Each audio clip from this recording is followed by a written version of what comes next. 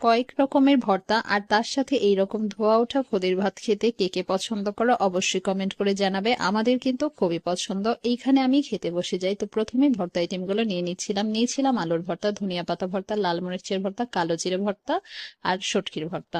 তো তারপর আমি খাওয়া শুরু করেছিলাম। প্রথমে এখানে আমি শুটকির ভর্তা দিয়ে খাচ্ছিলাম। আমার শুটকির ভর্তা দিয়ে এরকম খুদের ভাত খেতে কিন্তু অনেক বেশি ভালো লাগে। তো তারপরে এখানে খাচ্ছিলাম ধনিয়া পাতা ভর্তা। ধনিয়া পাতা ভর্তাটা বরাবরই অনেক বেশি মজা খেতে। তো তারপর এখানে নিচ্ছিলাম কালো জিরে ভর্তা। কালো জিরে ভর্তাটা তোমরা অনেকেই আছো পছন্দ করো না, তবে এইটা কিন্তু আমাদের জন্য অনেক বেশি উপকারী। আমার খেতে খুবই ভালো লাগে। এরপর নিচ্ছিলাম লাল মরিচের ভর্তা।